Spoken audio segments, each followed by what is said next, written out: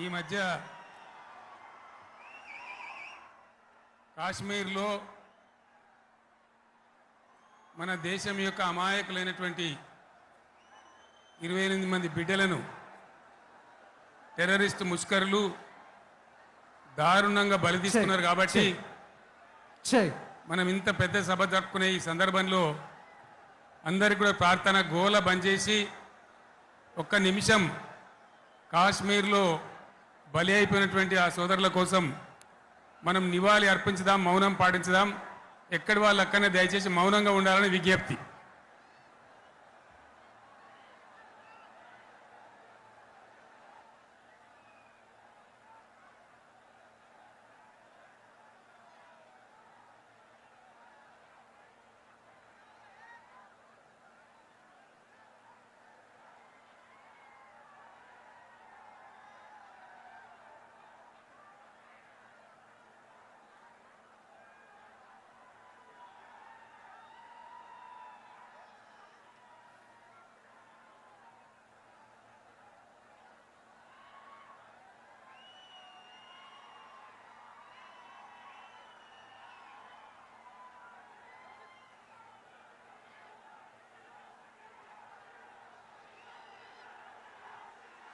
దయచేసి కూర్చోండి.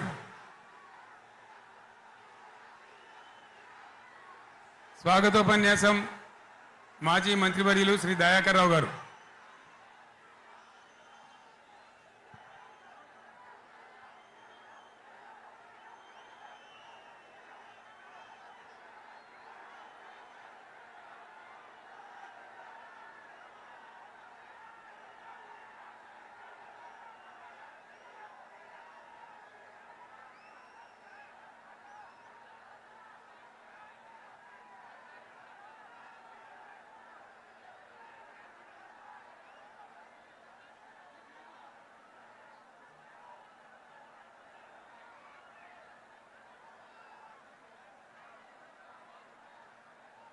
మహిళతోడు BRS party రథసారథి తెలంగాణ రాష్ట్ర తొలి ముఖ్యమంత్రి పెద్దలు గౌరవనీయులు కల్వకుంట్ల చంద్రశేఖరరావు గారికి బీఆర్ఎస్ పార్టీ రథ సంస్థ శుభాకాంక్షలు తెలియజేస్తున్నా.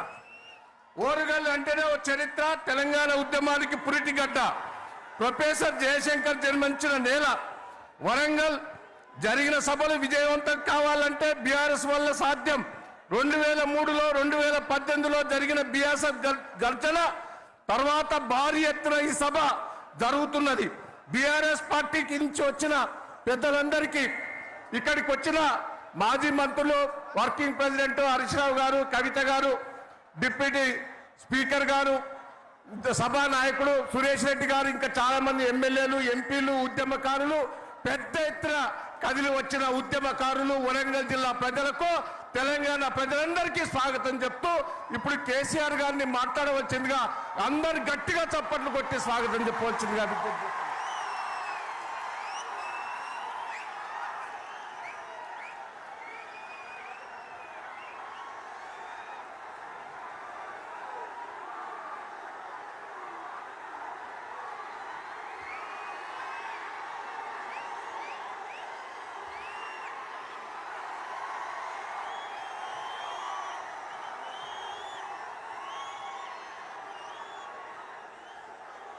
గౌరవనీయులు బాలమల్లి సౌండ్ పెంచమన్, బీఆర్ఎస్ రాష్ట్ర కార్యవర్గ సభ్యులు, జిల్లా పార్టీ అధ్యక్షులు, గౌరవనీయులైన ప్రజాప్రతినిధులు, మాజీ ప్రజాప్రతినిధులు,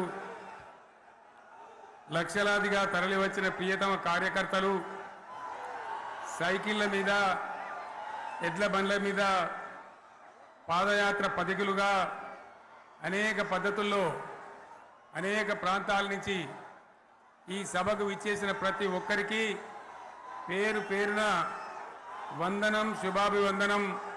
మీ అందరికీ కూడా తెలంగాణ రజతోత్సవ శుభాకాంక్షలు నేను తెలియజేస్తా ఉన్నాను.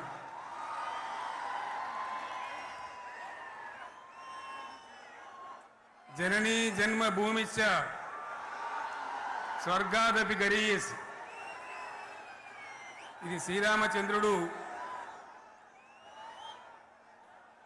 లంక మీద యుద్ధం చేసి రావణ సంహారం చేసి అయోధ్యకు తిరిగి రావాలి అనేటువంటి ఆలోచనలో ఉన్నప్పుడు రాముల వారి సోదరుడు లక్ష్మణుని సహా ఆయన వెంట ఉన్న చాలామంది పెద్దలు లంక చాలా సువర్ణమయంగా ఉంది, అద్భుతంగా ఉంది, మనం ఇంకా అయోధ్యకు ఎందుకు, ఇక్కడి నుంచే పరిపాలన చేద్దామని అంటారు. దానికి శ్రీరామచంద్రుల వారు ఒప్పుకోలేదు. ఆయన చెప్పిన మాట ఏంటంటే, కన్న తల్లిని జన్మభూమిని మించినటువంటి స్వర్గం ఏది కూడా ఉండదు, కాబట్టి మనం అయోధ్యకే తరలిపోవాలని చెప్పి మళ్ళీ అందరిని తీసుకొని అయోధ్యకు రావడం జరిగింది. అదే స్ఫూర్తితోని చాలా గందరగోళ స్థితిలో ఉన్నటువంటి, దిక్కు తోతని స్థితిలో ఉన్నటువంటి, ఆత్మహత్యలకు ఆలవాలమైనటువంటి, వలసలకు నిలయమైనటువంటి ఒక ఘోరమైన ఆపదలో వలసవాదుల విషకౌగిలిలో చిక్కి నలిగిపోతున్న తెలంగాణ రాష్ట్రాన్ని ఎట్టి పరిస్థితుల్లో విముక్తి చేయాలని, స్వరాష్ట్రం సాధించాలని, జననిని జన్మభూమిని మించిన వేరేది లేదని చెప్పి నేను ఒక్కడిగా బయలుదేరి ఆనాడు తెలంగాణ ఉద్యమానికి శ్రీకారం చుట్టడం జరిగింది. 25 ఏళ్ల క్రితం, దయచేసి మీరు గొడవ బంద్ చేయాలి ఏమనుకోవద్దు, సభలో చాలా మంది ఉన్నారు, లక్షల మంది ఉన్నారు, మీరు ఆపాలి ప్లీజ్. ఒకటే మాట బంద్ చేయాలి, గొడవ బంద్ చేయాలి, ప్లీజ్ స్టాప్. సో ఆ విధంగా 25 ఏళ్ల నాడు ఎగిరినటువంటి జెండా ఈ గులాబీ జెండా. చాలా మంది బంద్ చేయాలి, ఏ బాబు బంద్ చేయాలి బాబు. ఆ రకంగా ఎగిరిన జెండాను ఎందరో అవమానపరిచింది, ఎన్నో మాటలు అన్నారు, ఎగతాళి చేసిండ్రు, అవహేళన చేసిండ్రు, మకలో పుట్టింది ఉబ్బలో పోతుందని చెప్పిండ్రు. కానీ ఈ జెండా మీ అందరి సహకారంతో, అనేక మంది త్యాగాలతోని, వందలాది మంది ప్రాణ బలిదానాలు కూడా చేయడంతో, అనేక ఉద్యమాలతోని యావత్తు తెలంగాణనే ఒక అద్భుతమైనటువంటి ఉద్యమమై ఎగిసిపడి, ఒక సమయం ఎట్లా వచ్చింది, ఒక సమయంలో అంటే తెలంగాణ యావత్తు ఒక పక్కన నిల్చొని బరి గీసి బిడ్డ నా తెలంగాణ అక్కడ పెట్టు అని చెప్పి నిలబడ్డటువంటి సందర్భం మనందరం కూడా సృష్టించినాం. తద్వారా మన లక్ష్యం తెలంగాణ రాష్ట్రాన్ని సాధించుకున్నాం. ఆ తదనంతరం ప్రజలు దీవిస్తే 10 సంవత్సరాల పాటు అద్భుతమైనటువంటి దగదగలాడే తెలంగాణ తయారు చేసి అందరూ బిత్తరపోయే విధంగా, ఆశ్చర్యపడే విధంగా బ్రహ్మాండమైన తెలంగాణ నిర్మాణం చేసుకున్నాం. ఆ విధంగా 25 సంవత్సరాల సుదీర్ఘ చరిత్రను ఈరోజు ఈ వరంగల్ గడ్డ మీద మనం జరుపుకుంటా ఉన్నాం, రజతోత్సవ సందర్భంలో జరుపుకుంటా ఉన్నాం. చాలామంది చాలా రకాల ప్రయత్నాలు చేసినారు. ఇక్కడ కూడా ఇప్పుడు కూడా బ్రహ్మాండమైనటువంటి ప్రయత్నాలు చేస్తూ ఉన్నారు. నేను ఒక్కటే మాట చెప్తా ఉన్నా, ఈ గడ్డకు ప్రత్యేకత ఉంది. ఇది రాణి రుద్రమ్మ ఏలిన వీరగడ్డ, సమ్మక్క సారక్కల పోరుగడ్డ, బమ్మెర పోతన కవితా మాధుర్యం పండించినటువంటి జీవగడ్డ. ఈ వరంగల్ నేలకు నేను వందనం చేస్తూ ఉన్నాను. మన అమరవీరులకు శిరస్సు వంచి నివాళులు అర్పిస్తూ ఉన్నాను. 1969లో మూగబోయిన తెలంగాణ నినాదానికి తిరిగి జీవం పోసింది ఈ గులాబీ జెండాని మీ అందరికీ నేను మనవి చేస్తూ ఉన్నాను. ప్రజలు పరిపాలన అప్పగిస్తే విధ్వంసమైన తెలంగాణను వికాసమ పథంలో నడిపించింది ఈ తెలంగాణ. దానికి కూడా ఈనాటి కరెక్ట్గా 25 ఏళ్ళు నిండుతూ ఉన్నాయి. ఆనాడు కొండా లక్ష్మణ్ బాపూజీ గారు ఆశ్రయం ఇస్తే ఏప్రిల్ 27, 2001న జలదృశ్యంలో టీఆర్ఎస్ ఆవిర్భావం తెలంగాణ చరిత్రనే మలుపు తిప్పిన ఒక మహోజ్వల ఘట్టం. పదవుల కోసమో, కులం కోసమో, మతం కోసమో, వ్యక్తుల కోసమో పుట్టలేదు ఈ గులాబీ జెండా. ఇది తెలంగాణ రాష్ట్ర సాధన కోసం పుట్టింది. పదవీ త్యాగాలతోనే మన తెలంగాణ ప్రస్థానం ప్రారంభమైంది. అది ఫలించి మన స్వంత రాష్ట్ర కళ కూడా నెరవేరిందని నేను మనవి చేస్తా ఉన్నా.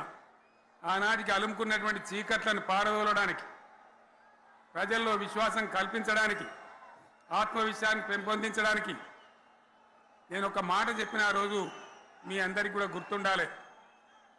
ఉద్యమం నుంచి వెనక్కి మరలితే, ఉద్యమ జెండాను దించితే నన్ను రాళ్లతో కొట్టి చంపండి అని చెప్పి నేను ఉద్యమాన్ని ప్రారంభించిన విషయం మీ అందరికీ కూడా తెలుసు. ఆ తదనంతరం జరిగినటువంటి స్థానిక పంచాయతీ ఎన్నికల్లో, ఆ తదనంతరం జరిగినటువంటి సిద్దిపేట ఉప ఎన్నికలో ప్రజలు బ్రహ్మాండంగా ప్రాణం పోసి ఊపిరిలిదితే అద్భుతంగా ఉద్యమం ముందుకు పురోగమించిన విషయం మనకు తెలుసు. 60 ఏళ్ల సమైక్య పాలనలో తెలంగాణది ఎంత గోస, ఎంత దుఃఖం, ఎంత వేదన, ఎంత హింస, ఎంత అణిచివేత చూసినామో మనందరికీ కూడా బాగా తెలుసు. గోదావరి కృష్ణనీళ్ళు దక్కకుండా తరలిపోతే తల్లి సనుబాలకు నోచని పిల్లల్లాగా తెలంగాణ బిడ్డలు రోధించారు. కరువుల కాటకాలకు గురయ్యారు. అర్ధరాత్రి కరెంట్లు పెట్టబోయి పాములు గుట్టి, తేలు గుట్టి చాలా భయంకరంగా అనాథల్లాగా చనిపోయినారు. ఆ రకంగా జరుగుతూ ఉంటే ఇక్కడ ఉన్నటువంటి ఆనాడు కాంగ్రెస్లో, టీడీపీలో ఉన్నటువంటి నాయకులు పదవుల కోసం పెదవులు మూసిండ్రు తప్ప ఏనాడు నోరు తీసి కొట్టాడలేదు. గులాబీ జెండా ఎగిరేదాకా కనీసం తెలంగాణ సోయిని కూడా ప్రదర్శించలేకపోయినారు. మీ అందరికీ తెలుసు, తెలంగాణ కోసం అవసరమైన ప్రతి సందర్భంలో పదవులు త్యాగం చేసిన వాళ్ళు బీఆర్ఎస్ బిడ్డలు అని చెప్పి నేను గర్వంగా మనవి చేస్తా ఉన్నా. కానీ పదవుల కోసం తెలంగాణను ఆగం చేసిన వాళ్ళు ఆనాడు ఉన్నటువంటి కాంగ్రెస్ నాయకులు అని చెప్పి కూడా నేను మనవి చేస్తా ఉన్నా. చంద్రబాబు నాయుడు ఆనాడు ముఖ్యమంత్రిగా ఉండి ఎంత ఘోరమంటే హైదరాబాద్ నడిబొడ్డున ఉండే తెలంగాణ గడ్డలో ఉండేటువంటి రాజధానిలో మన శాసనసభలో తెలంగాణ పదాన్నే నిషేధించినాడు. తెలంగాణ అనవద్దని స్పీకర్ ద్వారా రూలింగ్ ఇప్పించినారు. ఇదే జిల్లాకు చెందినటువంటి ప్రణయ్ భాస్కర్ గారు ఆ రోజు ఎమ్మెల్యేగా శాసనసభలో తెలంగాణ అంటే అది నేరమైనట్టుగా పరిగణించి తెలంగాణ పదాన్ని నిషేధించేటువంటి ప్రయత్నం చేసినారు. మిత్రులారా, మీకు అందరికీ చరిత్ర తెలుసు. ఆనాడైనా, ఏనాడైనా, ఈవెన్ ఈనాడైనా తెలంగాణకు విలన్ నంబర్ 1 కాంగ్రెస్ పార్టీ అని మనవి చేస్తా ఉన్నా. మనందరికీ కూడా తెలుసు ఆ విషయం. తెలంగాణ హైదరాబాద్ స్టేట్ పేరుతో ఉన్ననాడు ప్రజలు వద్దంటుంటే కూడా బలవంతంగా తెలంగాణను ఆంధ్రాతో కలిపిన వాళ్ళే. ఏందా బాబు, ఏందా పని లేదా? రెడ్డి ఎవరెవరు పోండి, మీరు మీకేం పని లేదా? ఈ 10 మంది కాదు కదా, సభ అంతా ఉంది కదా, ఉండండి, కామ్గా ఉండండి, డిస్టర్బ్ చేయండి మీరు. అట్లా బలవంతంగా ఆనాడు ఆంధ్రలో విలీనం చేసింది కాంగ్రెస్ పార్టీ, జవహర్లాల్ నెహ్రూ. 69లో ఉద్యమం వస్తే 400 మంది తెలంగాణ బిడ్డలను పిట్టల్లాగా కాల్చి చంపింది ఇందిరాగాంధీ ప్రభుత్వం, ఆనాడు ఉన్నటువంటి కాంగ్రెస్ పరిపాలన. మళ్ళీ 2001 నుంచి మనం విజృంభిస్తే నంగనాచిలాగా ఇదే కాంగ్రెస్ వచ్చి మన బలాన్ని, మన ఊపును చూసి పొత్తు పెట్టుకొని తెలంగాణ ఇస్తామని నమ్మబలికి మనతో పొత్తు పెట్టుకున్నది కూడా మీరు చూసినారు. మళ్ళా ఎగ్గొట్టే ప్రయత్నం చేసినారు. 14 ఏళ్ళు ఏడిపించినారు. అది మీ అందరికి తెలుసు. వాళ్ళు ఎట్టెట్లా చేస్తూ ఉంటే వాళ్ళ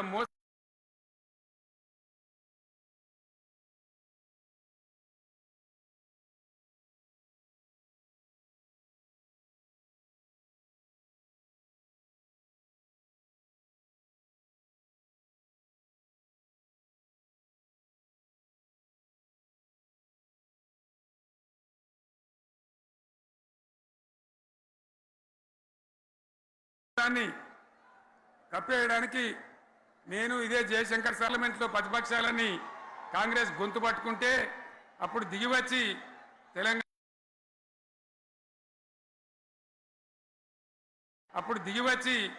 తెలంగాణ కోసం ప్రకటన చేసిన విషయం మీకు తెలుసు. మళ్ళీ ప్రకటన వెనక్కి తీసుకొని మళ్ళా వెనకకు పోయినారు. ఆ తర్వాత సకల జనుల సమ్మె కావచ్చు, సాగర హారాలు కావచ్చు, వంట వార్పులు కావచ్చు, అనేక రూపాలలో విజృంభించి మళ్ళీ భయంకరమైన పోరాటం చేసినాం. మళ్ళీ 3 ఏళ్ల తర్వాత వాళ్లకు రాజకీయ అవసరం ఏర్పడి ఆనాడు వచ్చి మళ్ళీ తెలంగాణ ఇస్తామని ప్రకటించి వాళ్ళకి ఇష్టం లేకపోయినా తెలంగాణ సృష్టించినటువంటి ఆ సుడిగాడుపులుగా తట్టుకోలేమని భయపడి తెలంగాణ ఇచ్చిన విషయం కూడా మీకు తెలుసు. తదనంతరం ప్రజలు మనకు అధికారం ఇచ్చినారు. దాన్ని మనం ఏదో అధికారం అనుభవించడానికి తీసుకోలే, బాధ్యతగా తీసుకున్నాం. ఎంత బ్రహ్మాండంగా పనిచేసినాం. రాష్ట్రాన్ని మన చేతిలో పెడితే ఎక్కడున్న తెలంగాణను ఎక్కడ తీసుకొని పోయినాం. అనేక రంగాలలో please please please please please ఒకటే మాట, ఏ బాబు ఇక్కడ నేను మాట్లాడుతున్నా, అక్కడ మీరు మాట్లాడుతున్నా, మీకు ఏమైనా అర్థం ఉన్నదా? ఏది అర్థం కావాలి ప్రజలకు? ఏం పని లేదావా? ఇదేం పద్ధతి? మీరు పార్టీ కార్యకర్తలేనా? సైలెన్స్ ఉండండి. అంతమంది నన్ను లక్షల మంది మీరు 10 మంది ఏందా ఇక్కడ? 10 నిమిషాలు సైలెంట్గా ఉండలేరా? చివరిలో బాగా చెప్తాం, స్లోగా అద్భుతంగా దుంకుదాం, స్టే ఎత్తు దుంకుదాం. మీరు బాధ్యత చూడాల్సింది ఏంటంటే మీరు అరవడం బంద్ చేయండి. ఇంతమంది ఉన్నారు, ఏం సీఎం పని లేదా నీకు? మళ్ళీ అందరు ఇళ్ళకి చేరుకోవద్దా? క్షేమంగా పోవద్దా? ఎక్కడెక్కడి నుంచో దూరం నుంచి వచ్చిన వాళ్ళు ఉన్నారు. 10 నిమిషాలు మీరు సైలెంట్గా ఉండండి. ముందరున్న వాళ్ళు 10 ఏళ్ల బీఆర్ఎస్ పాలనలో ఎక్కడున్న తెలంగాణ ఎక్కడికి పోయింది? ఎన్ని రంగాలలో ఎన్ని అవార్డులు వచ్చినాయి? ఎన్ని అద్భుతమైన పనులు చేసి చూపెట్టినాం.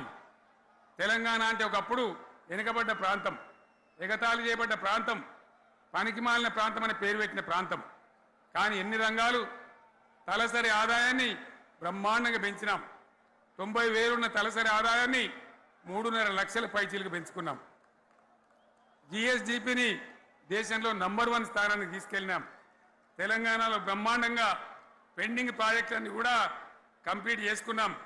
కల్వకుర్తి కావచ్చు, నెట్టెంపాడు కావచ్చు, భీమా కావచ్చు, ఎల్లంపల్లి కావచ్చు, మిడిమానేరు కావచ్చు, అక్కడ మేఘాల మీద పనిచేసి దాన్ని అంతా కూడా కంప్లీట్ చేసి ఒక్క పాలమూరు జిల్లాలోనే 10 లక్షల ఎకరాలకు సాగునీళ్ళు ఇచ్చుకున్నాం. బ్రహ్మాండమైనటువంటి ఇరిగేషన్ ప్రాజెక్టులు కంప్లీట్ చేసుకున్నాం. 3.5 లక్షల టన్నుల వడ్లు పండించే స్థాయికి తెలంగాణను తీసుకొని పోయినాం. వరంగల్ గడ్డ కోసం, ఇదే జిల్లా కోసం పెండింగ్లో ఉన్న దేవాదుల ప్రాజెక్టును కంప్లీట్ చేసి ఈ గడ్డకు నీళ్లు తెచ్చుకున్నాం. 3 ఏళ్లలో కాళేశ్వరం ప్రాజెక్టు కట్టుకున్నాం. వాగుల మీద వంకల మీద చెక్ డ్యాములు కట్టుకున్నాం. మిషన్ కాకతీయ పేరు మీద చెరువులన్నిటి పూడికలు తీసుకున్నాం. ఒక అద్భుతమైన తెలంగాణను తయారు చేసుకున్నాం. పడావు భూములన్నీ పంట పొలాలుగా మార్చుకున్నాం. ఆనాడు బీఆర్ఎస్ పాలనలో చెరువుల నిండా జలరాశులు, రైతుల కళ్ళాల నిండా ధాన్య రాశులతోని బ్రహ్మాండంగా తెలంగాణ అద్భుతంగా పురోగమించిన విషయం మీకు తెలుసు. పంజాబ్ను తలదన్నే పంటలు పండించిన విషయం కూడా మీ అందరికీ తెలుసు అని నేను మనవి చేస్తా ఉన్నా. రైతు కష్టమేందో నాకు తెలుసు. నేను స్వయంగా రైతును కాబట్టి రైతాంగాన్ని కడుపులో పెట్టి చూసుకున్నాం. మీ అందరికి ఒక మాట చెప్తా ఉన్నా, ఈ దేశంలో షేర్షా సూరి అని ఒక రాజు ఉండే. ఆయన కాలంలోనే రెవెన్యూ సంస్కరణలు తెచ్చినారు. నేను చెప్పే మాట మంచి వినాలి మీరు. చరిత్ర పొడుగుతో చూస్తే షేర్షా సూరి నుంచి స్వతంత్ర భారతం వచ్చిన తర్వాత ప్రజాస్వామ్య ప్రభుత్వాలు కూడా రైతుల దగ్గర రకరకాల శిస్తులు వసూలు చేసినారు. రైతుల దగ్గర డబ్బులు వసూలు చేసినారు. తహసీల్ రకాలు వసూలు చేసినారు. నీటి తీరువాలు వసూలు చేసినారు. కానీ రైతును చూడాలని వాడు అందుకోలే. భారతదేశంలోనే ఎక్కడ కూడా లేని స్కీమ్. నన్ను వాళ్ళు అడగలే, ఎలక్షన్లలో చెప్పలే. నాకు నేనుగా ఆలోచించి, ప్రభుత్వమే ఆలోచించి రైతు బంధు పథకాన్ని తెచ్చినాం. చాలా బ్రహ్మాండంగా రైతు బంధు పథకాన్ని అమలు చేసినాం. రైతాంగానికి ఎటువంటి కరెంట్ ఇచ్చినాం, ఎంత అద్భుతమైన కరెంట్ ఇచ్చినాం. ఆంధ్ర వలసవాద ముఖ్యమంత్రులు ఏం మాటలు మాట్లాడినారు? తెలంగాణ వస్తే కారు చీకట్లు అవుతాయి, మీకు కరెంటే రాదు, మీకు పంటలు పండియే రాదని చెప్తే వాళ్ళ నోర్లు మూయించేలాగా ఉత్తమమైనటువంటి ట్రాన్స్ఫార్మర్ కావాలన్నటువంటి మోటార్లు కావాలన్నటువంటి నాణ్యమైన కరెంటును 24 గంటలు సప్లై చేసినాం.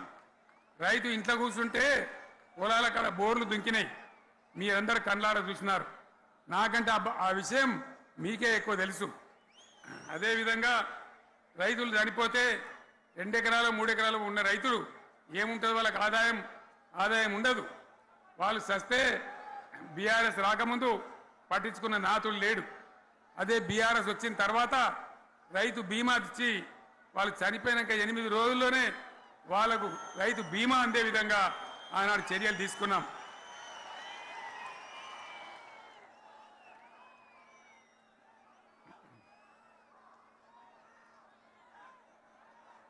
పైసలు ఎంత మంచిగా వచ్చేది, రైతు బంధు డబ్బులు ఏ విధంగా వచ్చేది? శనుకులు పడుతుంటే చకాచకా వచ్చి బ్యాంకులలో డబ్బులు పడి రైతుల సెల్ ఫోన్లు మోగుతుండే. ఆ విధంగా కడుపులో చల్లగదలకుండా రైతాంగానికి రైతు బంధు పథకాన్ని అమలు చేసుకున్నాం. రకరకాల వ్యక్తులు రకరకాల మాటలు మాట్లాడినారు. జై కిసాన్ జై జవాన్ అన్నారు తప్ప వాళ్ళ సంక్షేమం ఏ ప్రభుత్వం కూడా చూడలేదు. అదేవిధంగా ధాన్యం రైతులు పండిస్తే కొన్ని 100 కోట్ల రూపాయలు ప్రభుత్వానికి నష్టం వచ్చినా ఏ విధంగా ధాన్యం కొన్నామో, ధాన్యం ఎంత బాగా కొన్నామో, వడ్లు కొంటే 3-4 రోజులనే డబ్బులు రైతుల ఖాతాలో ఎట్లా చేసినామో అవన్నీ కూడా యావత్ తెలంగాణ ప్రజానికి తెలుసు. అంతకుముందు మధ్య దళారుల పాలు ఎన్నో రకాల బాధలు, 7,500 కొనుగోలు కేంద్రాలు పెట్టి ధాన్యం ఎట్లా వేసినామో కూడా మీ అందరికీ బాగా తెలుసు. మరి ఇదంతా కూడా బ్రహ్మాండంగా జరిగింది. ఎన్నో పనులు మిషన్ భగీరథ ఎన్నికల ప్రణాళికలు చెప్పలే, ఓట్ల ప్రచారం అప్పుడు చెప్పలే, గవర్నమెంటే చేసింది. ఇంతింత నల్లబెట్టి ప్రజలకు అందియడం జరిగింది. రైతు బంధు కానీ, రైతు బీమా కానీ, కళ్యాణ లక్ష్మి కానీ, కేసీఆర్ కిట్ కానీ, కంటి వెలుగు లాంటి ప్రోగ్రాం కానీ ఎవరు అడిగిన నన్ను ఎవరు అడగలే. అయినా మా అంతల మేమే మన రాష్ట్రం మన ప్రజలని వాళ్ళని బాగు చేసుకోవాలని చేసినాం. చెరువులలో చేపలు పెంచాలని ఎవరు అడిగిరు నన్ను, ఎవరు డిమాండ్ చేసిండ్రు, వాళ్ళకు వృత్తి పని దొరకాలని, మత్స్యకారులను ప్రోత్సహించాలని చెరువులలో చేపలు పెంచినాం. లక్షలాది గొర్రెలను పంపిణీ చేయమని ఎవరు ధర్నా చేయలే, ఎవరు అడగలే. కానీ ప్రభుత్వమే తనంతట తానే బ్రహ్మాండంగా వాళ్ళకు చేయడం జరిగింది. ప్రజల అవసరాలు ఎప్పటికప్పుడు తీర్చినాం. అంతవరకే ఆగలే. పారిశ్రామిక రంగం మీద దృష్టి పెట్టినాం, పెట్టుబడులు ఆకర్షించినాం. సుమారు 20 నుంచి 25 లక్షల మంది పిల్లలకు ఉద్యోగాలు ఇప్పించే ప్రయత్నం చేసినాం. 40 కోట్లు మాత్రం ఉన్న ఐటీ ఎగుమతులు 2.5 లక్షల కోట్లకు పెంచగలిగినాం. ఐటీ రంగంలో 7 లక్షల మందికి ఉద్యోగాలు కొత్తగా వచ్చినాయి. 1000కి పైగా గురుకులాలు పెట్టినాం. పేద ఇళ్ళ విద్యార్థులకు ఉత్తమమైనటువంటి చదువును అందించినాం. తెలంగాణలో 3 మెడికల్ కాలేజీలు ఉంటే దాన్ని 33 మెడికల్ కాలేజీలు తీసుకొని పోయినాం. ఈ విధంగా అది ఒకటి మాత్రమే కాదు, బీఆర్ఎస్ టైంలో మత కల్లోలం లేదు, కర్ఫ్యూ లేదు, కల్లోలం లేదు, శాంతి భద్రతలన్నీ కూడా బ్రహ్మాండంగా కాపాడి ప్రతి ఒక్కరిని కూడా కాపాడే బాధ్యత తీసుకొని కడుపులో పెట్టుకొని చూసుకున్నాం. ఇవన్నీ కూడా నా డైలాగులు కాదు, నేను చెప్పే స్టోరీలు కాదు. ఇవన్నీ పార్లమెంట్ వేదికగా కేంద్ర ప్రభుత్వం అనేక సందర్భాల్లో వెల్లడించినటువంటి విషయాలు. Reserve bank of India, comptroller general of India వాళ్ళు వెల్లడించినటువంటి అధికారమైనటువంటి లెక్కలని చెప్పి కూడా నేను మీకు మనవి చేస్తా ఉన్నా. ఇవన్నీ జరిగినాయి. ఇప్పుడు నేను చెప్పిందంతా కూడా మీ కళ్ళ ముందరనే జరిగింది. మరి కాంగ్రెస్ వచ్చి ఏడాదిని అర్థమా? మరి ఏం మాయరోగం వచ్చే, ఏం బీమారు వచ్చే, ఏమేమి చెప్పిరి, ఎన్నెన్ని చెప్పిరి, మీకు కావాల్సింది ఇదే కదా, చెప్తా. ఇక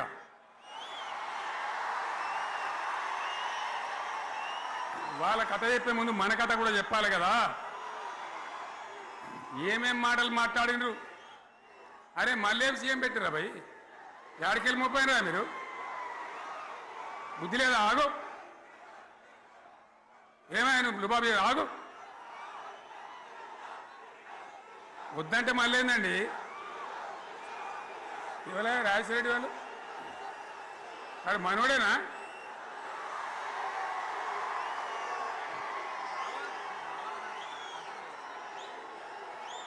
ఎన్నెన్ని మాటలు చెప్పిరి వరుస బట్టి గోల్మాల్ దింపుట్ల కాంగ్రెస్ను మించిన వాళ్ళు లేడు, అబద్ధాలు చెప్పుట్ల కాంగ్రెస్ను మించిన వాళ్ళు లేడు. ఎన్ని చెప్పిరి ఇక్కడ ఉన్నోళ్ళు జాలరని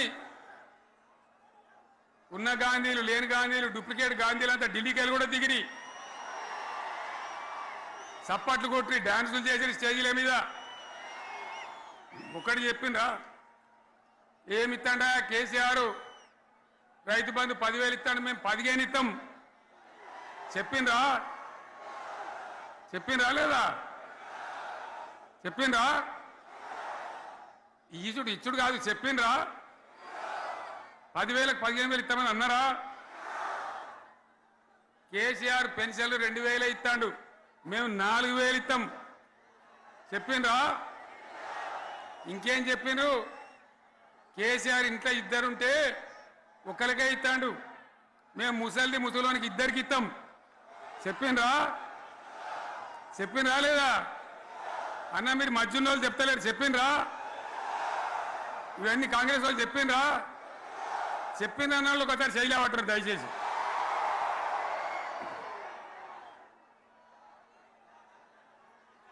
దివ్యాంగులకు కేసీఆర్ 4,000 ఇస్తాడు పెన్షను, మేము 6,000 ఇస్తామండి అన్నారా? ఇక చదువుకునే ఆడిపోరగాళ్ళకు స్కూటీలు కొనిస్తామండి, కొనిచ్చారా? అన్నారైతే అన్నారు కదా.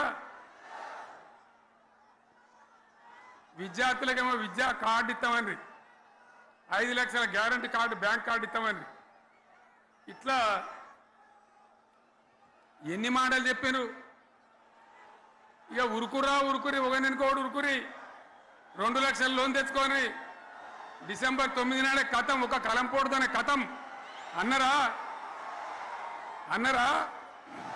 మరి చేసిండ్రా? చెయ్యలే.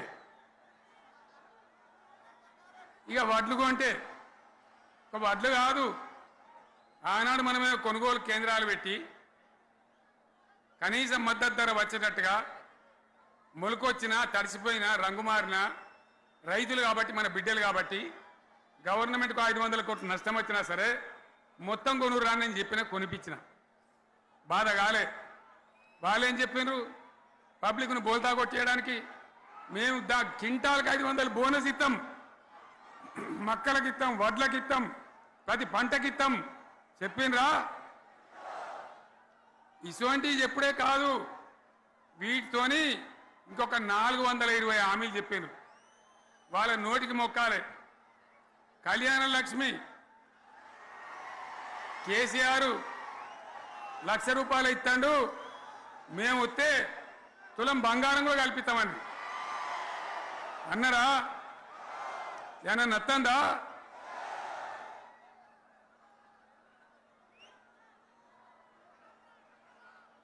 ఇక హామీలు ఇచ్చుడు కాదు, పెద్ద పెద్ద బుక్కులు వంచి ఊరూరికి వంచారు. సిగ్గులేక ఊళ్ళ పంట తిరిగి బాండ్ పేపర్లు రాసిచ్చారు, బాండ్ పేపర్లు ఇంటికి తిరిగిండ్రు. చెప్పిండ్రా? చాలా మంది అడిగిండ్రు. మరి మీరు అడ్డగోలు చెప్తున్నారు, అడ్డం పొడుగు చెప్తున్నారు, ఎటువంటి అడ్డ చెప్తున్నారు, యాడికెళ్ళి ఇస్తారా భయ అని అడిగిండ్రు, పేపర్ వాళ్ళు అడిగిండ్రు. ఇప్పుడు ఆర్థిక మంత్రి ఉన్నాయన టీవీలలో చెప్పిన ఆయన ఇస్తాం, చేసి చూపిస్తాం, మాది పేద పార్టీ, 120 ఏళ్ళ అనుభవం ఉన్న పార్టీ, మమ్మల్ని మించిన సిపాయిలు లేరు అని ఒకటి జబ్బలు తరిచే ఒకటి మెడలు తరిచే డైలాగుల మీద డైలాగులు కొట్టి మేము ఇచ్చేస్తామన్నారు. ఇచ్చిండ్రా? ఇయ్యలే. రుణమాఫీ చేయలే. మధ్యలో పార్లమెంట్ ఎలక్షన్ వచ్చినాయి. అప్పుడు నాకు కాలు ఇరిగింది, కుంటుకుంటున్నాం మెంటుకుంటున్నాం, మళ్ళీ నేను బయలుదేరిన. ఆ దెబ్బకి ఏం చేసిండ్రు? తెలంగాణలో ఎన్ని దేవుళ్ళు ఉన్నాయో అన్ని దేవుళ్ళ మీద ఒట్లు పెట్టుకున్నారు. పెట్టిండ్రా? బహిరంగ సభలలో ఆడిడ కూడా కాదు. ఇన్ని మాటలు చెప్పి ప్రజల్ని ఏమార్చింది. ఒక ఉచిత బస్ అని పెడితే అది జుట్లు పట్టుకొని కొట్టుకుంటానికి మనకత్తాను తప్ప ఏమనికి ఉపయోగపడ్డది లేదు. ఆ మహిళలే అంటారు మాకు ఎందుకు ఉచిత బస్ దరిద్రం, మాకు అవసరమే లేదు అంటాను. అటువంటి ఒక్క పథకం పెట్టి ఇక ఇప్పుడు మళ్ళీ పెద్ద నోరు పెట్టుకొని వాళ్ళే మాట్లాడతారు. అంటే ఆ అంటే మాట్లాడతారు, అబద్ధాలు చెప్తారు. మాట్లాడితే బీఆర్ఎస్ వాళ్ళ మీద నింద, మాట్లాడితే కేసీఆర్ మీద నింద. ఇది ఒక అలవాటు చేసుకొని ఎవరికి నోరుంటే వాంతే లెక్క అనే పద్ధతిలో అడ్డమైన మాటలు మాట్లాడుతూ చాలా ఘోరంగా మోసం చేస్తూ ఉన్నారు. ఎట్లున్నదంటే కాంగ్రెస్ వాళ్ళు చెప్పింది చాలా సిపాయిలం, మా అంత సిపాయి లేడండి. లేదంటే జనం నమ్మితిమి, ఆశపడ్డాం కదా, నమ్మి బోల్తా పడ్డాం కదా, గల్లంత అయినాం కదా. ఒక ఊళ్ళే మొలక నాట్లేసే టైం వస్తే అలుకుడు చేస్తాను, బట్టలుస్తాను. మొలకకు అలుకుడు చేస్తాం కదా, తుకాలు పోయేమా పెద్ద మొగోడని ఒకరిని పిలిచిరట. మొగోడని మొలకలుస్తానికి పిలిస్తే ఎలక పిల్లని చూసి ఎల్లంకర పడ్డాడు. ఇక మా అంత సిపాయిలు లేరు, మేము తెచ్చే ఇస్తాం, 6 సందమామలు పెడతాం, 7 సూర్యులు పెడతాం అని నమ్మబలికి ప్రజలను దగా చేసి మంచిగున్న తెలంగాణ నాగం పట్టించి ఓట్లు వేయించుకొని ప్రజలను మోసం చేసిండ్రు, దగా చేసిండ్రు. ఈ మాట నిజం, మీ అందరికి తెలుసు. ఇవాళ ఏం మాట్లాడతారు, మాకు మమ్మల్ని ఎవరు నమ్ముతలేడు, మాకు అప్పు ఉడతలేదు, యాడికెళ్ళి తెచ్చియాలి అని ఇప్పుడు మాట్లాడుతున్నాం. అప్పుడేమో మాకు అపారమైన అనుభవం ఉంది, మేము చేస్తామన్నారు. ఒక్క మాట చెప్తున్నా మిత్రులారా, ఇక్కడ నోళ్ళం మనమే కాదు, నా ప్రసంగం టీవీలలో వినేటువంటి కోటాను కోట్ల మందికి కూడా నేను మనవి చేస్తా ఉన్నా. ఇంత మోసం ఉంటుందా, ఇంత దగా ఉంటుందా? ఓట్లయితారా అని అవతల పడదామని ముచ్చట్నా? ఎంతవరకు ఇది కరెక్టు? తెలంగాణ ఎంత మంచిగా పోయేది, ఇప్పుడు బొందలు పడగొట్టినరా? ఎంత ఘోరమైనటువంటి ఫలితం మనం చూస్తున్నాం. ఇవాళ ఏం జరుగుతూ ఉంది? మళ్ళీ అన్ని మోపైనాయి. ఇక దుకాణం పెడతామన్నారు, లొల్లు పెట్టిండ్రు, బొబ్బ పెట్టిండ్రు. ఇక ఓట్లయినాక ఎత్తడు, తవ్వడు, మోయాడు. బాయి పడతాం జోరుగా చెప్తే 6 నెలల ఏమయ్యారంటే ఇక ఆయనతో రేపు అవుతుంది, ఎల్లుండి అవుతుంది, సంక్రాంతికి అవుతుంది, దీపావళికి అవుతుంది, మార్చి 31కి అవుతుంది. మార్చి 31 లేదు, మన్ను లేదు, ఏది కూడా చేసింది లేదు. మొత్తం ఆర్థిక పరిస్థితిని దెబ్బతీసింది. తెలివి తక్కువ పనితోని, అవివేకం వల్ల, అజ్ఞానం వల్ల పరిపాలన చేయరాక సర్వనాశనం చేసింది. రాష్ట్ర ఆర్థిక పరిస్థితి ఎంత మంచిగా ఉండే, ఎంత బాగా పోతా ఉండే. మేము కష్టపడి కడుపు కట్టుకొని నోరు కట్టుకొని సంవత్సరానికి 10 నుంచి 15 వేల కోట్ల ఆదాయం పెంచినాం. అనేక రివ్యూ మీటింగులు చేసినాం. ఎంత బాగా తీసుకొని పోయినాం, తెలంగాణను ఎట్లా తయారు చేసినాం, ఆ విధంగా తీసుకొని పోయినాం. ఇవాళ ఒక్క మాట మీరు అందరూ ఆలోచన చేయాలి. ఇక్కడ ఉన్న వాళ్ళు కానీ నా మనసు బాధ అవుతుంది, నా మనసు కాలుతుంది, ఇబ్బంది అవుతుంది. నా కళ్ళ ముందటనే తెలంగాణ ఇట్లా కావడం నాకు దుఃఖం కలిగిస్తూ ఉంది. నేను ఆవేదనతో చెప్తున్నా ఈ మాట. ఒక్క మాట మీరు అందరూ ఆలోచన చేయండి. తెలంగాణలో భూముల ధరలు ఎట్లుండే? కేసీఆర్ ముఖ్యమంత్రి ఉన్నప్పుడు, బీఆర్ఎస్ రాజ్యం చేసినప్పుడు భూముల ధరలు ఎట్లుండే? ఆనాడు కొనేటోళ్ళు ఎక్కువ ఉండిరి, అమ్మేటోళ్ళు తక్కువ ఉండిరి. ఇవాళ ఆపతికి అమ్ముకుందామంటే భూములు కొనేటోడున్నాడా? అడుగుతున్నా భూముల ధరలు ఎక్కడికి పోయినాయి? ఎవరికన్నా 5 ఎకరాలు డాంబర్ రోడ్ పక్కకుంటే నేను 5 కోట్ల మనిషిని, నేను కోటీశ్వరుని అనే ధైర్యంలో రైతులు ఉండరు. ఇవాళ అడిగేటోడు ఉన్నాడా? ఉన్నదా? ఒక్కటే ఏడాదిలో గింత గల్లంత అవుతుందా? కేసీఆర్ పక్కకు పోగానే ఇంత ఆగమవుతుందా? ఇంకో మాట నేను అడుగుతా ఉన్నా. కరెంటును 35 ఏళ్ళు బాధపడ్డాం. నా బావి కాడ కూడా మోటార్లు కాలినాయి. బీఆర్ఎస్ వచ్చినాక, నేను ముఖ్యమంత్రి అయినాక ఒక్కటే ఏడాది బావులా దాన్ని చక్కగా చేసి 24 గంటల కరెంటు ఇయ్యలే, నడవలే. రెప్పపాటు కూడా కరెంటు పోకుండా 24 గంటల కరెంటు తేలేదా? మరి మా అంత సిపాయి లేరంటే కేసీఆర్ మంచిగా ఇచ్చిన కరెంటు మీకెందుకు ఇయ్యే శాతం అయితే లేదు అని చెప్పి నేను అడుగుతా ఉన్నా. తెలంగాణ ప్రజల పక్షాన్ని అడుగుతా ఉన్నా. ఎందుకు ఇలా ప్రజల గోస ఉంచుకుంటా ఉన్నారు? మళ్ళా మోటార్లు కాలుతున్నాయి, ట్రాన్స్ఫార్మర్లు కాలుతున్నాయి, లంచాలు పెరుగుతున్నాయి. అది శాతనైతే లేదా? మళ్ళీ ఇలా తెలంగాణ పోవన్నా మోటార్ పెట్టడానికి? ఏం దౌర్భాగ్యం ఇది! ఎటువంటి శని నెత్తి మీద పెట్టుకున్నాం మనం. మీరందరూ ఆలోచన చేయాలి. భూముల ధరలేటు పోయినాయి, కరెంట్ ఎక్కడ ఎవడెత్తుకపోయా? మిషన్ భగీరథ అసెంబ్లీలో నిలబడి ఛాలెంజ్ చేసిన నేను. 5 ఏళ్ల లోపల ప్రతి ఇంట్లో నల్లా పెట్టి నీళ్ళేయకపోతే మళ్ళా ఎలక్షన్ల పార్టీ మేము నిలవడం, ఓట్లు అడగము అని చెప్పిన నేను. ఎవరు చెప్పాలి? దమ్మున్నోడే చెప్పాలి. చేసి చూపించినాం, నడిపించినాం, ప్రతి ఇంట్లో నల్లా పెట్టినాం. కృష్ణా గోదావరి నీళ్లు తెచ్చి ప్రతి ఇంటి ముందర దుంకిచ్చినాం. అది మీరందరూ దానికి సాక్ష్యం. ఇలాగా మంచినీళ్ళు కట్నే ఇల్లు పెట్టినపోయి ఉన్న పథకం కేసీఆర్ ఆయమల్ని అయిపోయింది. ఇంకా మంచినీళ్ళు కూడా ఇయ్యే శాతం అయితే లేదా? మేము ఇంత సిపాయిలం అంత సిపాయిలం అని ఎగిరెగిరి దుంకితే మాట్లాడితే మంచినీళ్ళు ఇచ్చే కూడా శాతం అయితే లేదా? మంచినీళ్ళు పోతాయి, కరెంటు పోతుంది, వడ్లు కొనే దిక్కు లేదు. వడ్లు కొంటాను రా, కళ్ళాల కాడ 15 రోజులు వడ్లు కొనే దిక్కు లేదు, అడిగే దిక్కు లేదు. సర్కారు కొనకపోతే దిక్కుమాలని దేవుడా అని ప్రైవేట్ మిల్లర్లకు అమ్ముకుంటున్నాం. మళ్ళీ అక్కడ దళారీలు, అక్కడ దోపిడీ, మళ్ళీ రైతాంగం దోపిడీకి గురవుతున్నది. మళ్ళీ 2014 కంటే ముందటి పరిస్థితులు వస్తూ ఉన్నాయి. ఆ విధంగా ఎందుకు జరుగుతూ ఉంది? ఇది ఎవరి అసమర్థత? కాంగ్రెస్ ప్రభుత్వం యొక్క అసమర్థత కాదా? ఈ కాంగ్రెస్ కాటేయడం కాదా? నేను ఒక్కటే మాట మిమ్మల్ని కోరుతా ఉన్నా, ప్రజలకు నేను అడుగుతా ఉన్నా. పేదలు గుడిసెలు వేసుకుంటారు, ప్రభుత్వ జాగాలలో పాపం తెలిసి తెలియక కొన్ని వేసుకుంటారు. బీఆర్ఎస్ గవర్నమెంట్లో హైదరాబాద్తో సహా, వరంగల్తో సహా అనేక పట్టణాలలో, అనేక ప్రాంతాలలో రాష్ట్ర వ్యాప్తంగా లక్షలాది మందికి మేము పట్టాలు ఇచ్చినాం. బుల్డోజర్లు పెట్టి, జేసీబీలు పెట్టి మేము చెరువులలో పూడికెళ్ళి తీస్తే వీళ్ళేమో హైడ్రా అని మన బొందా అని పెట్టి పేదల ఇండ్లు కూడా కొడతా ఉన్నారు. ఆనాడు చెరువు పూడికెళ్ళి తీసిన బుల్డోజర్లు ఇలా పేదల ఇండ్లు కూడా కొడతా ఉన్నాయి. ఇవన్నీ మనం చూస్తూ ఉన్నాం. చూసి మౌనంగా ఉందామా, కొట్లాడదామా, ఏం చేద్దాం అనేది మనం ఆలోచించే సమయం వచ్చింది. దేశాన్ని నంబర్ 1 స్థాయిలో నిలబెడితే ఇవాళ 14వ స్థాయికి 15వ స్థాయికి తీసుకొని పోయినారు. నా కళ్ళ ముందన్న గిట్ల జరుగుతుంది, ఇంత మాయల్యమే అవుతుంది, ఇంత మోసం చేస్తారని నేను కూడా అనుకోలే.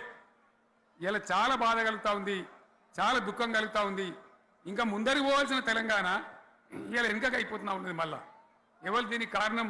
ఈ దుర్మార్గులు కాదా? నిలబెట్టి ఖచ్చితంగా అడగాల్సిన అవసరం ప్రజలకు లేదా? అడగాలి.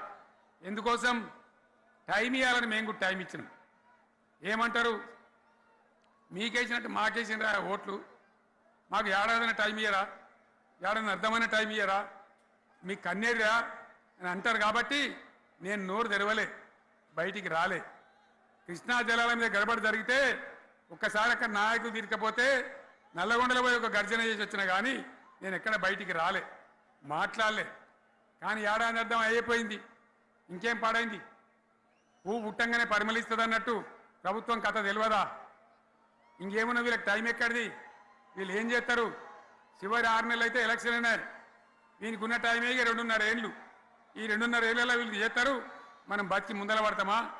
అందుకోసం ప్రజానీకం, మేధావులు, తెలంగాణ ప్రజలు దయచేసి అందరూ ఆలోచన చేయాలి.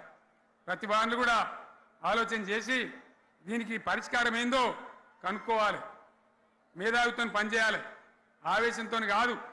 ఆవేశంతో మనం నినాదాలు ఇస్తే కాదు, ముళ్ళును ముళ్ళుతోనే తీయాల. యాడ ఒడగొట్టుకున్నామో గాన్నే వెతకాలి, ఎక్కడ జారిపోయిందో ఆన్నే మళ్ళీ దొరకబట్టాలి. ఆ నైపుణ్యం, ఆ స్థాయి ఇవాళ రావాలి. మళ్ళీ ఇప్పుడు ఏం చేస్తారు?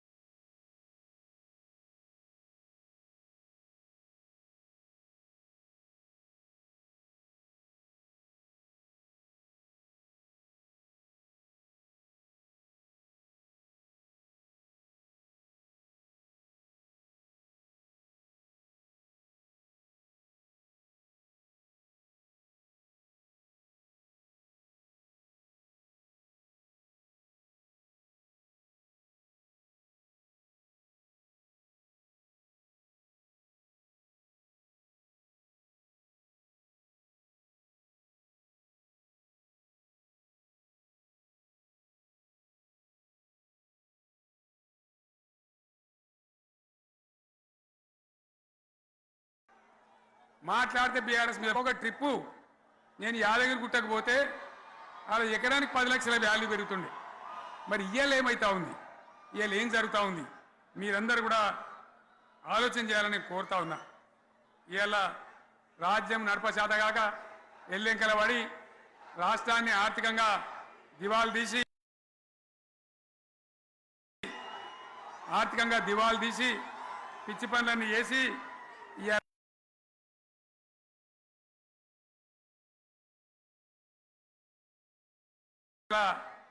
అడ్డం పొడుగు మాట్లాడుతూ ఉన్నారు. అన్ని రంగాలలో ఫెయిల్ అయిపోయింది. ఏ ఒక్క ఈ హుస్నాబాద్ ఇప్పుడు నేను రాగా చూసుకుంటూ వచ్చిన ఆనాడు కష్టపడి ఈ హరీష్ రావు ఇరిగేషన్ మంత్రిగా ఉన్నప్పుడు ఇలా గౌరెల్లి ప్రాజెక్టు కట్టినాం. 90% పూర్తయింది. గౌరెల్లి ఇరిగేషన్ ప్రాజెక్టు ప్రజలకు సంజాయించి భూములు తీసుకొని ఆనాడు తిరిగి 90% పూర్తి చేసినాం. ఏడాది అర్థమైతే తట్టడి మన్ను తీస్తాను రా పాలమూరు పథకం 80% కంప్లీట్ అయింది. ఎందుకు దాన్ని పెండింగ్లో పెడుతున్నారు, ఎందుకు దాన్ని పూర్తి చేస్తలేరు? ఈ విధంగా చిన్న మాట, చాలా చిన్న మాట. కేసీఆర్ కిట్టు పెట్టినాం, లక్షాధికారుల కోసం పెట్టినాం, కోటీశ్వర్ల కోసం పెట్టినాం. ఎవరి కోసం పెట్టినాం కేసీఆర్ కిట్టు? పేద ప్రజల కోసం, గ్రామీణ ప్రాంతాల్లో ఉండేటువంటి పేద ప్రజల కోసం పెట్టినాం. ఆడపిల్లకంటే 13,000 ఇచ్చినాం, మగపిల్లగానికైతే 12,000 రూపాయలు ఇచ్చినాం. ఆ వాహనాలు పెట్టి, అమ్మఒడి వాహనాలు పెట్టి వాళ్ళని తీసుకెళ్ళి ప్రసవాలు చేయించి వాళ్ళకి మందులు ఇచ్చి ఫ్రీగా ఉచితంగా చేసి బ్రహ్మాండంగా ప్రసవం చేయించి మళ్ళీ ఇంటికాడ దించినాం. గది బంద్ చేస్తారా ఎవరన్నా? ఎందుకు బంద్ చేయాలి? ముఖ్యమంత్రులుగా పనిచేసే వాళ్ళకు గాంభీర్యం ఉండాలి, ధైర్యం ఉండాలి. రాజశేఖర రెడ్డి అనే ముఖ్యమంత్రి ఉండే, నేను చెప్తా ఉన్నా మీ ముందు ఇయ్యాల. ఆయన ఆరోగ్యశ్రీ అని ఒక పథకం తెచ్చిండు. నేను ముఖ్యమంత్రి అయిన తర్వాత అడిగిన, హెల్త్ డిపార్ట్మెంట్ని పిలిచి అడిగిన, ఇది ఏం పథకమయ్యా బాగుందా అంటే, సార్ మంచిగుంది, ప్రజలకు లాభం అవుతుందని చెప్పింది. నేను చెప్పిన ఆ పథకాన్ని అట్లే పెట్టండి, ఆ పథకాన్ని మార్చకండి, ఆ పథకం అట్లే ఉండాలని చెప్పిన. అక్కడ చెప్పడం కాదు, నేను అసెంబ్లీలో చెప్పిన, ఇది మా స్కీమ్ కాదు, కాంగ్రెస్ గవర్నమెంట్ ప్రారంభించింది, దాని పేరు కూడా మేము మారుస్తలేం, కానీ కొనసాగించాలని చెప్పినాం, కొనసాగించినాం. అది మీ అందరికి తెలుసు. ఇలా వీళ్ళు కేసీఆర్ ఆనవాళ్ళు లేకుండా చేస్తాం, కేసీఆర్ ముచ్చట లేకుండా చేస్తారా? ఇవాళ మనం కూడా సభ పెట్టుకుంటే ఎన్ని అడ్డంకులు దానికి. ప్రైవేట్ స్కూళ్ళు బస్సులు ఇస్తే వాళ్ళకు నోటీసులు ఇవ్వడం, అడుగడుగున ఆర్టీఏ అధికారులను పెట్టి పోలీసులను పెట్టి ట్రాఫిక్లు జామ్ చేయడం. ఇప్పుడు కూడా సభకు రావాల్సిన వాళ్ళు 1,50,000 మంది బయటనే ఆగిపోయింది. ఇటు హనుమకొండ దిక్కు, అటు హుజరాబాద్ దిక్కు, ఇటు సిద్దిపేట దిక్కు 3 రోడ్ల మీద కూడా జాముల్ని. నేను అడిగిన నాయకులు ఏందే అంటే, ఇబ్బంది అవుతుంది సార్, రానిత్తలేరు, మధ్యలో ఇబ్బందులు కలిగిస్తున్నారు, కొన్ని లారీలు తెచ్చి అడ్డం పెట్టాను పనికిమాలని అని చెప్పి జామ్ అయిపోయి అక్కడనే ఆగిపోయింది. నేను అన్న ఇంకో అర్ధగంట ఆగి మాట్లాడదామంటే మా వాళ్ళంతా ఉండి, లేదు మనోళ్ళు దూరం పోవాలి, ఇక రానోళ్ళు ఎట్లా అందరూ మనం మాట్లాడి సభ ముగించాలని చెప్తే నేను వేదిక మీదకి వచ్చిన. ఇన్ని అడ్డంకులు, ఇంత కడుపు ఆపుతారా? బీఆర్ఎస్ సభలను ఆపుతారా? ఈ ప్రపంచనాన్ని ఎవడాపుతాడు? ఆగబడితే ఆగుతుందా? నేను ఒక్క మాట పోలీసు మిత్రులకు మనవి చేస్తా ఉన్నా. ప్రజాస్వామ్యంలో ప్రజలకు అడిగే హక్కు ఉంటుంది, తప్పకుండా అడుగుతారు ప్రజలు. ఈ అడిగే హక్కును సోషల్ మీడియాలో బీఆర్ఎస్కు సోషల్ మీడియా వారియర్స్ ఉన్నారు, వాళ్ళు బ్రహ్మాండంగా పనిచేస్తున్నారు, ఖచ్చితంగా అడుగుతున్నారు ప్రజల తరఫున.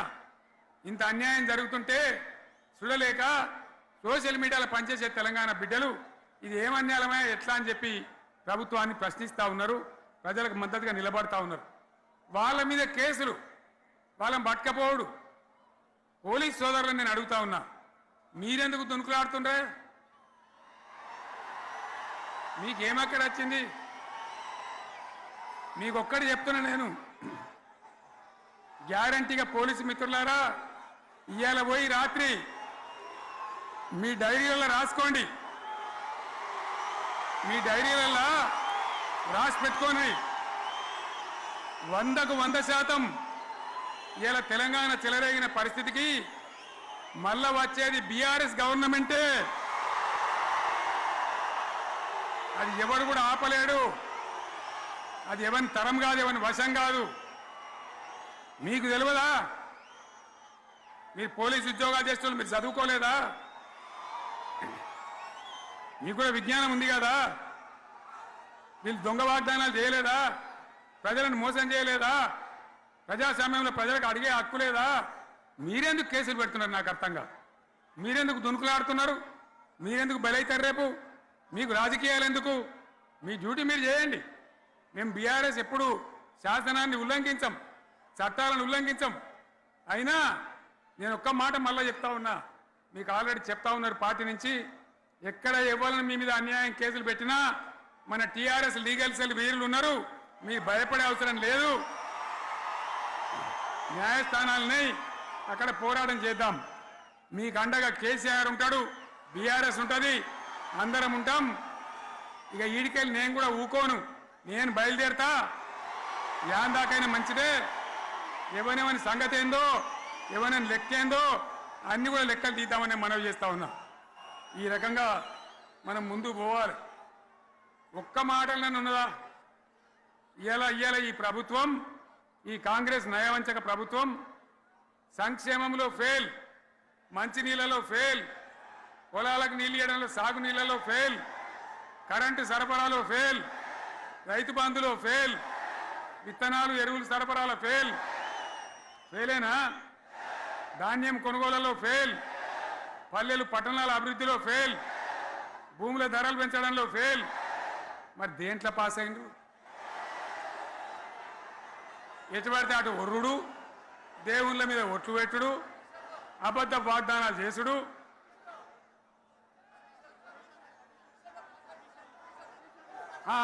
కమిషన్ అట 20-30% కమిషన్లు తీసుకున్నాడు, సంచులు నింపుడు, సంచులు మోసుడు.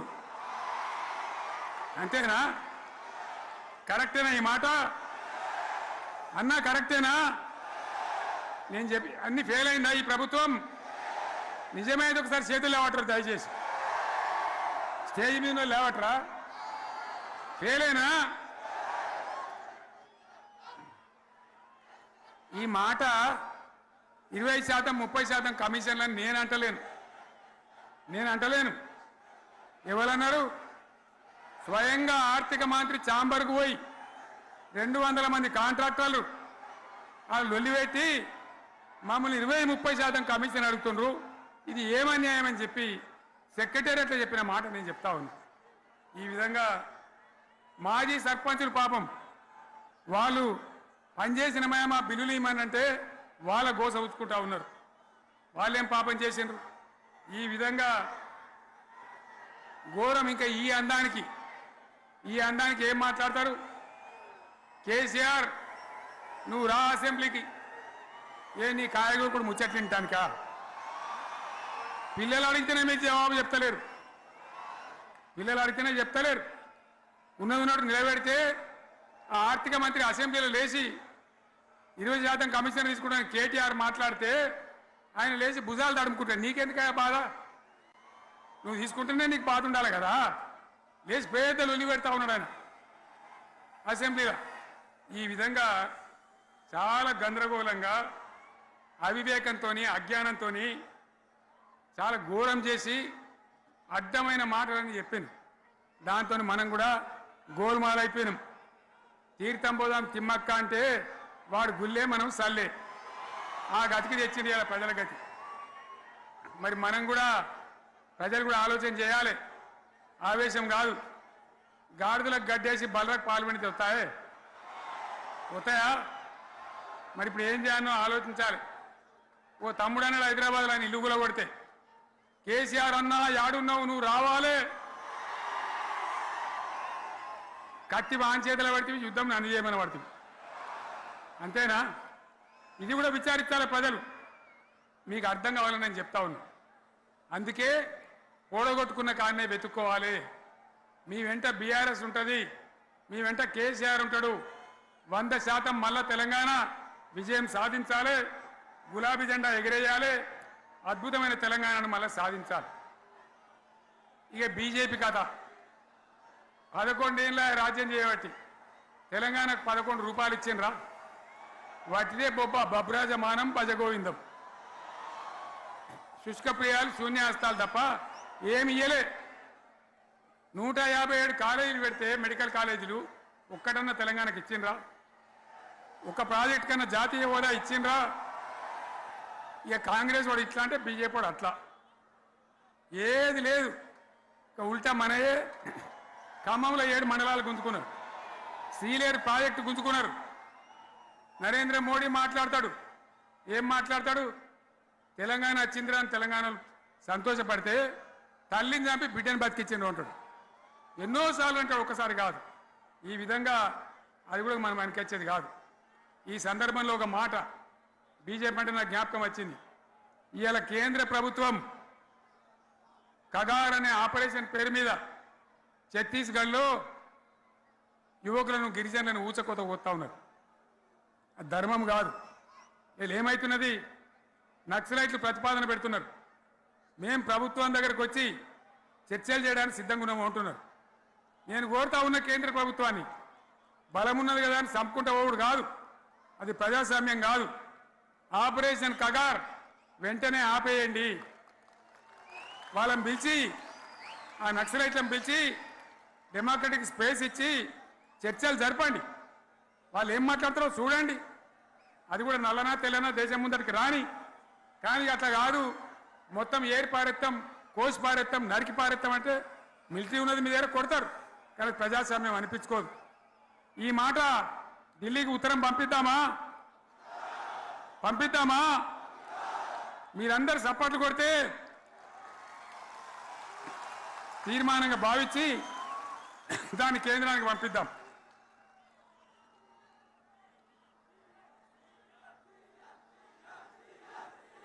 ఇక్కడ 30 లేదు. ఈ సందర్భంలో ఈ రజతోత్సవ వేళ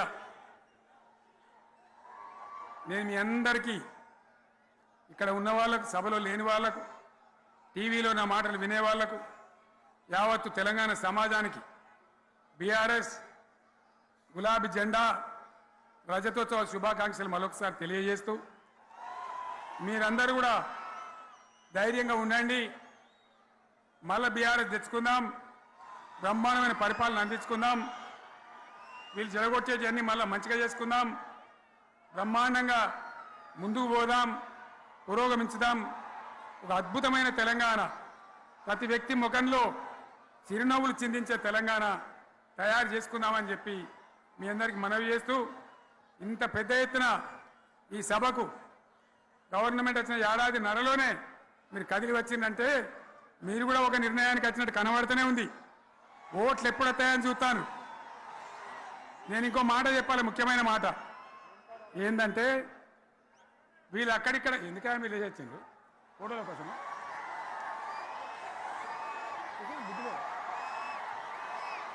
ఒక మాట చెప్పాలి.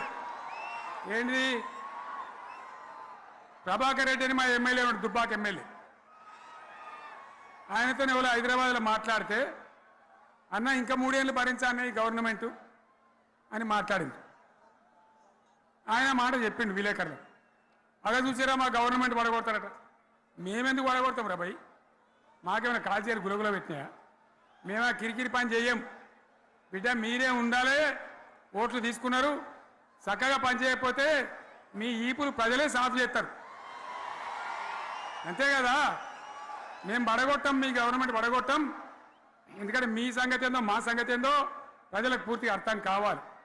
గులాబీ సైనికులకు నాది ఒక్కటే మాట, మనం పుట్టిందే పదవులు త్యాగం చేసి, పుట్టిందే రాష్ట్ర సాధన కోసం, స్వార్థం కోసం మనం పనిచేయలే. మీ అందరి నాయకులను, కార్యకర్తలను నేను కోరేది ఒకటే, తెలంగాణ సమాజం అద్భుతంగా పురోగమించేదాకా మనం పనిచేస్తూనే ఉండాలి. గవర్నమెంట్లో ఉన్నా, ప్రతిపక్షంలో ఉన్నా ప్రజల పక్షాన ఉండాలి, ప్రజలకు అండగా ఉండాలి, ప్రజల సమస్యల మీద పోరాటం చేయాలి, వాళ్ళకు అండదండలుగా ఉంటూ పురోగమించాలి. అదే మన కర్తవ్యం. అందులోనే మనకు అన్ని పదవులు వస్తాయి, అది పెద్ద ఇష్యూ కాదు. ఎన్ని వేల మంది మనోళ్ళు ఎంత బ్రహ్మాండంగా ముందుకొచ్చారు. కాబట్టి మీరందరూ కూడా ఆ విధంగా రావాలి.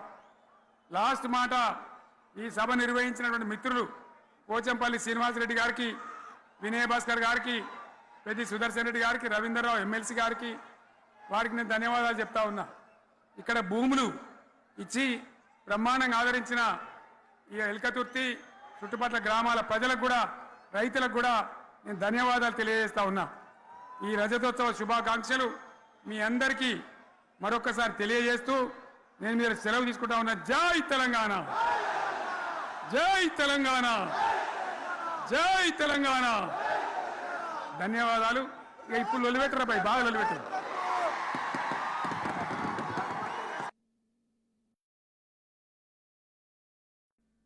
అది తెలంగాణ తల రాతను మార్చిన నవ వసంత ఋతువు. విపక్ష దోపిడి విలయంలో విలవిలలాడిన వేదన, అస్తిత్వంకై ఆరాటపడిన ఆత్మ గౌరవ భావన. పిడికిలెత్తిన కేసీఆర్ గొంతులో ప్రళయ గర్జన.